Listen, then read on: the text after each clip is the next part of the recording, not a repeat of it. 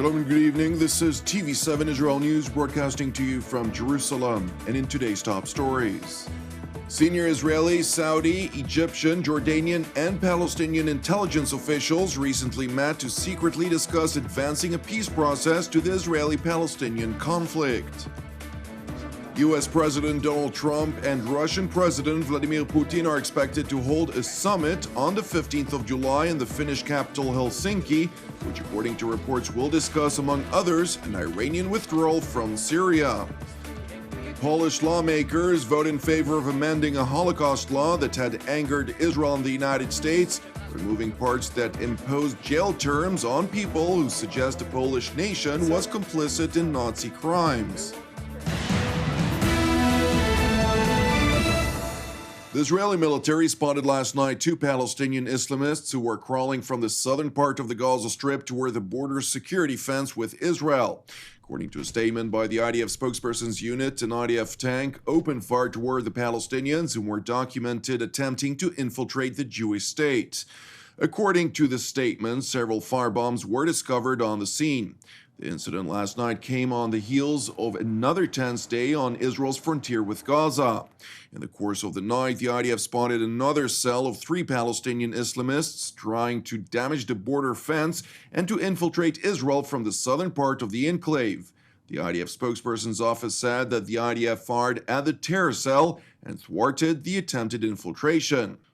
Earlier in the day, the IDF fired to deter a Palestinian teenager who had made his way toward the border fence. The 15-year-old teenager was injured and was evacuated by the Israeli military to the Barzilai Medical Center in the southern Israeli city of Ashkelon, where he was medically classified as being in serious condition.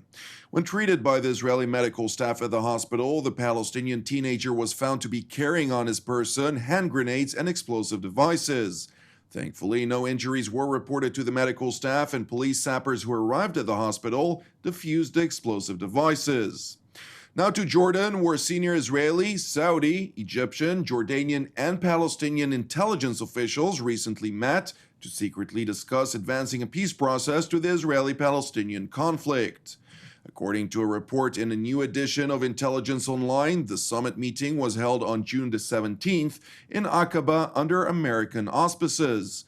President Donald Trump's top advisor Jared Kushner and the president's special envoy to the Middle East Jason Greenblatt organized the meeting, which was attended by Mossad Director Yossi Cohen and his counterparts from Saudi Arabia, Egypt, and Jordan, as well as the commander of the Palestinian General Intelligence Service, Majid Faraj, who is considered to be one of the top candidates to succeed Palestinian President Mahmoud Abbas. As we reported on TV7 Israel News, a day after the meeting, Israeli Prime Minister Benjamin Netanyahu and King Abdullah of Jordan held an unscheduled meeting to discuss the Israeli-Palestinian conflict and the challenges posed to both countries by the Iranian presence in Syria. Now, with regard to the ongoing conflict in Israel's northern neighbor, U.S. President Donald Trump and Russian President Vladimir Putin are expected to hold a summit on the 15th of July, which according to reports will take place in the Finnish capital Helsinki. Among others, the two leaders are expected to discuss the American withdrawal from the multinational nuclear agreement with the Islamic Republic, as well as the conflict in Syria, including Washington's demand for a full Iranian withdrawal from the war-torn country. According to a report published by the London-based Al Hayat Daily, Washington is willing to accept a situation in which Syrian President Bashar Assad would remain in power after regaining control of all Syria, in exchange for an Iranian withdrawal that will protect two of the United States' main regional allies, including Jordan and Israel. Al-Hayat's report further quoted a Western diplomat, noting that the United States will give Israel the green light to attack any Iranian presence in Syria, wherever and however Israel wants to. Now to Berlin, where German Foreign Minister Heiko Maas announced that the unilateral withdrawal from the Iranian nuclear agreement by the United States remains in Germany's eyes as a foreign and security policy cardinal error. Speaking at an event entitled The Future of Nuclear Order, Maas warned that Washington's decision posed major challenges to multilateralism and the nuclear non-proliferation architecture overall.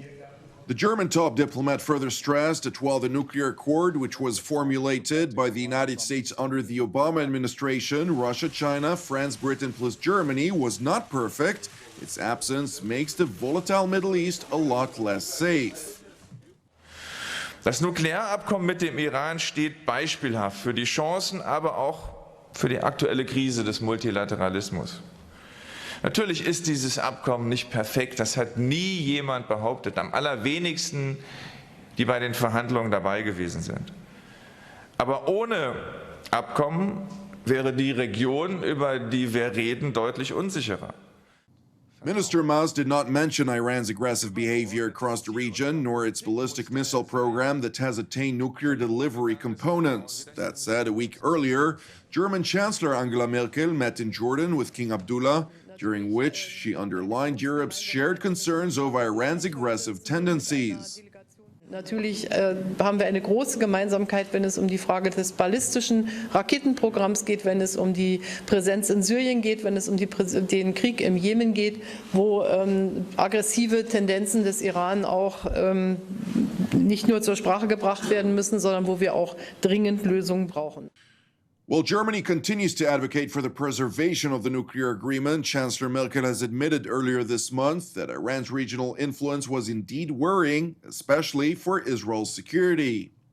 Now to the Polish capital of Warsaw, where Polish lawmakers voted in favor of amending a Holocaust law that had angered Israel and the United States, removing parts that impose jail terms on people who suggest the Polish nation was complicit in Nazi crimes. Poland's lower house of parliament backed the changes in an emergency session, hours after the country's prime minister requested the amendment, just 4 months after the law was adopted. Speaking in parliament, Prime Minister Mateusz Morawiecki asserted that the law aimed to serve as a kind of shock to the international community that will raise awareness of Poland's role in World War II, in which its people were victims under occupation of Nazi aggression. Celem tej ustawy było i jest nadal jedno zasadnicze przesłanie. Walka o prawdę z czasów II wojny światowej i czasów powojennych.